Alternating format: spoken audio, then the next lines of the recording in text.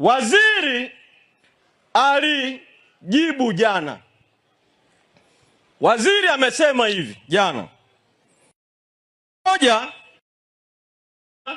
katiba mpya ni swala linalopaswa kuletwa na serikali. Pili, amesema anayeweza kuleta katiba mpya ni Rais Samia kwa kadiri ya waziri, na amesema rais aliahidi Novemba kwenye bunge kwamba ataendeleza mchakato wa katiba. Alafu akasema rais kwa sababu anataka katiba mpya, tume ya Chande aliyoiunda imependekeza mchakato wa katiba uendelee. Alafu sasa akajichanganya.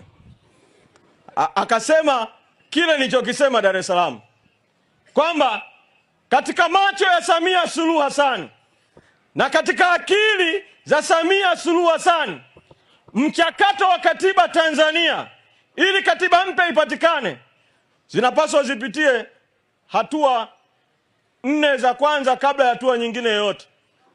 Samia anasema kwanza kuunda tume ya uchunguzi wa vurugu, ndio hiyo tume ya Chande.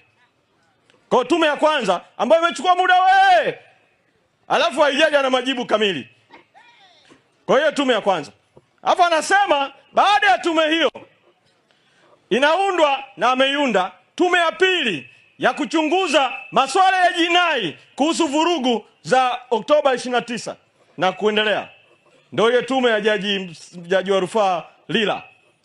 Alafu anasema hiyo tume ya kijinai ambayo hamjui itamaliza kazi lini, inabidi tuisubiri kwanza imalize, alafu ikimaliza aunde tume nyingine ya maridhiano katika nchi. Maridhiano na yenyewe hatujui itaanza lini, itaendelea mpaka lini. Alafu ikimaliza hiyo tume ya maridhiano ndio aunde tume nyingine ya 4, tume ya katiba mpya, ambayo na yenyewe haijulikani inaanza lini na inaisha lini. Ndio maana kwa sababu ya hizo hatua 4 na kwa sababu hawana dhamira kabisa ya katiba mpya, ndio maana Chande, jaji kwenye ripoti ya Chande, na Samia hotuba yake ya kupokea ripoti ya Chande, wote wakasema katiba mpya ni mpaka mwaka 2028. Sasa kwa huu mtiririko wa tume 4 itafika hata 2028 hii michakato ya hizi tume namba 1, tume namba 2, tume namba 3, tume namba 4 haijaisha. Ikifika 2028, 29 ikija, wanasema unajua uchaguzi umeshafika wa serikali za vitaa, vijiji na vitongoji. Kwa tuachane na mambo ya katiba kwa muda, tufanye uchaguzi wa vijiji na vitongoji kwa katiba hii, kwa sheria hizi ili waendelee kuengua wagombea. Alafu wakishamaliza uchaguzi wa 2029, watasema unajua muda umebaki kidogo kuelekea uchaguzi wa 2030. Kwa hebu tumalizie na uchaguzi wa 2030 kwa katiba hii na sheria hizi. Alafu katiba mpya msubiri mpaka mwaka 2031 au huko mbele. Mko tayari kwa hilo? Mko tayari kwa hilo? Wangapi hamko tayari? Hamko tayari kusubiri? Hamko tayari kusubiri? Hamko tayari kusubiri? Semeni hatuko tayari kusubiri. Hatuko tayari kusubiri.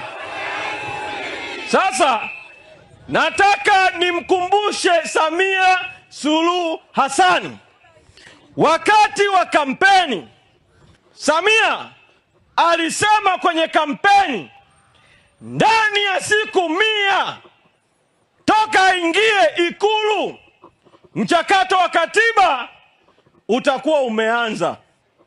Toka ingie Novemba, huu ni mwezi wa 6. Siku 100 zimepita, zikapita na 100 nyingine, zikaendelea na nyingine, si ndio? Sasa tunataka Samia mwenyewe ajitokeze, yeye mwenyewe.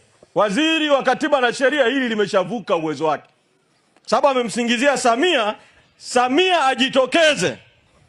Aseme ni kwa nini ndani ya siku 100 mchakato wa katiba mpya haujaanza, lini mchakato wa katiba mpya unaanza, bajeti ili ingie bungeni lazima ipite kwenye baraza la mawaziri. Ni kwa nini aliruhusu na baraza lake bajeti bungeni bila bajeti ya katiba mpya? Sisi Chadema tumesema kwa sababu hawa wanadanganya umma, wanachelewesha makusudi. Sisi tutaongoza Watanzania kutengeneza mchakato wa katiba wa wananchi. Kuanzia sasa tuanze kuendelea na katiba mpaka kieleweke.